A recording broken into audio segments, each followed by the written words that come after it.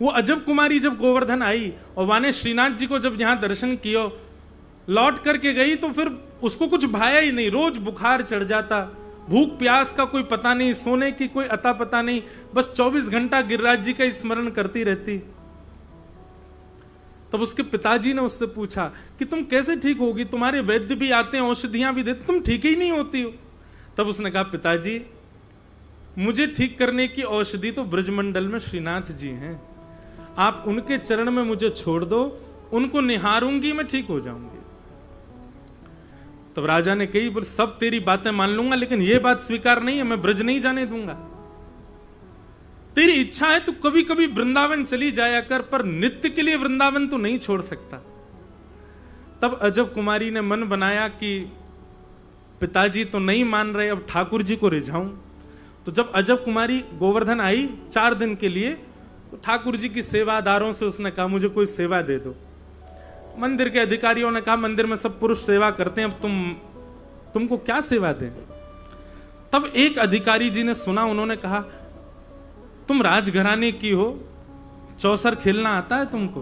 बोले हाँ आता है, बहुत अच्छा आता है। वो तुम ठाकुर जी को चौसर खिलाया करो। तो अजब कुमारी श्रीनाथ जी के सामने बैठती और एक बार चाल चलती अपनी तरफ से, और चाल चलने के बाद फिर ठाकुर जी अब आपकी चाल चलती हूं, और फिर ठाकुर जी की चाल चलती, ठाकुर जी के सामने खेलती। लेकिन अजब कुमारी इतनी निपुण थी खेलने में,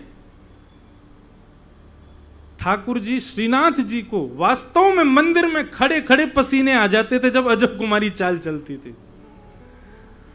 ठाकुर जी के नेत्रों में भय दिखाई देता था, उनके होठ कांपते थे, बोले अब हराई, अब अम्मो हरा दी कीजिए।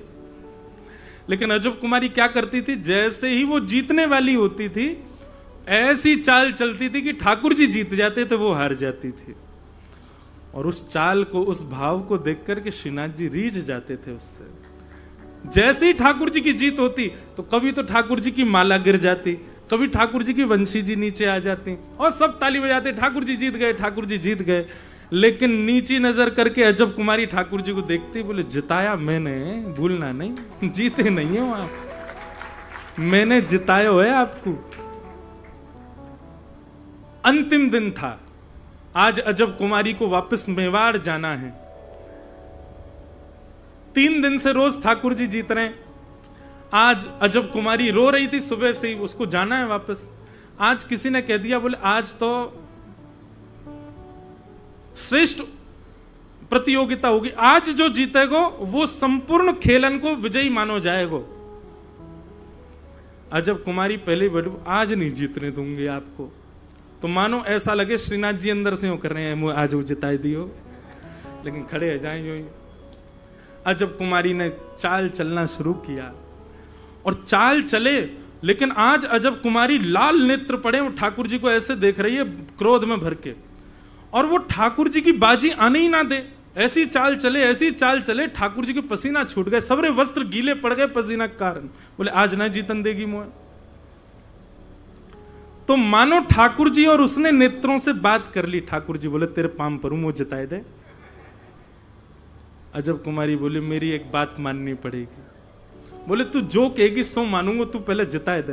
बोले पहले जिता दूंगी मैं आपको, लेकिन जीत के बाद वचन के पक्के रहना, जो मांगूंगी सो दोगे। श्रीनाथ जी बोले जो मांगेगी सो देंगे, तू जिताए दे। और अजब कुमारी जीत रही थी, लेकिन फिर भी उसने अंत में ठाकुर जी को जिता दिया। सब जगह जय जयकार होने लगी, गिरिराज धरण की जय, गोवर्धन नाथ की जय, श्रीनाथ प्यारे की जय। अजब कुमारी बोली अब मेरा वरदान पूर्ण करो। ठाकुर जी इशारों में ही चर्चा कर रहे हैं, क्या चाहिए बताओ। बोले जो मांगूंगी सो दोगे। बोले जो मांगेगी सो देंगे। पिता से आज्ञा मांगी कि ब्रजवास दे दो, तो पिता तो मान नहीं रहे हैं, और पिता की आज्ञा के विरुद्ध जाकर के मैं ब्रज में रहना नहीं चाहती, उनको पीड़ा देकर के यहां रहूं, ये मेरा मन नहीं है। इसलिए पिता तो नहीं मान रहे हैं, लेकिन अब आप मानो, आप मेरे लिए मेवाड़ चलो और मेवाड़ में विराजो। ठाकुर जी बोले तेने तो सब जगह जिताए के मुंह को हराए दियो, तेने मेरो ब्रज छुड़वाए दियो, पीछे मत हटियो। ठाकुर जी वचन दिया आपने। और ऐसा कहकर के अजब कुमारी तो चली गई। अब ठाकुर जी योजना बनाने लगे, क्या करें क्या करें। तब मुगल आक्रमण कर रहे थे वृंदावन पर, तो गोविंद देव जी चले गए जयपुर, मदन मोहन जी चले गए करौली राजस्थान, जुगल किशोर जी चले गए पन्ना, और श्री गोपीनाथ जी भी चले गए जयपुर। तो सब ठाकुर जी जा रहे थे, क्योंकि आक्रमण यहां कोई राजा रक्षा ही नहीं कर पा रहा था मंदिरों की। तब ठाकुर जी ने ऐसी योजना बनाई और यहां के सब वैष्णवों से कहा, बोले देखो जो मुगल आकर के मेरे मंदिर पर आक्रमण करेंगे मुंह को छू जाएंगे। सब ने कही, बोले ठाकुर जी आप परमात्मा हो, परम ब्रह्म हो, मुगलों को चुटकी बजाए तो खत्म हो जाएंगे। ठाकुर जी बोले ये कलयुग है, कलयुग में मैं भक्त के अधीन रहता हूं। वो खवाएगो तो खाऊंगो, वो सुवाएगो तो सोऊंगो, वो चलाएगो तो चलूंगो, वो स्नान कराएगो तो करूंगो, वो श्रृंगार करेगो तो धराऊंगो। अपनी इच्छा से कुछ नहीं। कलयुग में ठाकुर जी मेरी और आपकी इच्छा से रहते हैं। कभी कभी तो लगता है हम भक्त हैं कि वो भक्त हैं हमारे। ठाकुर जी बोले मेरी इच्छा नहीं चलेगी। तब सबने विचार किया क्या करें। तब ठाकुर जी को ले जाने की योजना बताई। भैंसा पे बैठ के श्रीनाथ जी गए। तोड़ का कौन सा धनो, तोड़ को धनो, वहां गए ठाकुर जी। टेंटी को अचार पायो, बड़ी सुंदर कथा एक दिन सुनाऊंगा मैं। और बहाना तो बनाया मुगलों का, लेकिन ठाकुर जी अजब कुमारी के लिए मेवाड़ में विराजमान हो गए, और आज भी ठाकुर जी मेवाड़ में विराजमान है। बोलो श्रीनाथ प्यारे की। तो ऐसे हमारे श्रीनाथ जी, ऐसे हमारे श्री गोवर्धन नाथ जी, वो आज विराजमान हैं। इस बार श्री गिरधर लाल जी का जो जन्मोत्सव है 11 से 17 जनवरी 2025, छठवां जन्मोत्सव, वो नाथ द्वार में ही है ठाकुर जी का। और हर वर्ष हमारे चित्र विचित्र महाराज जी आते हैं ठाकुर जी को लाड़ लड़ावे।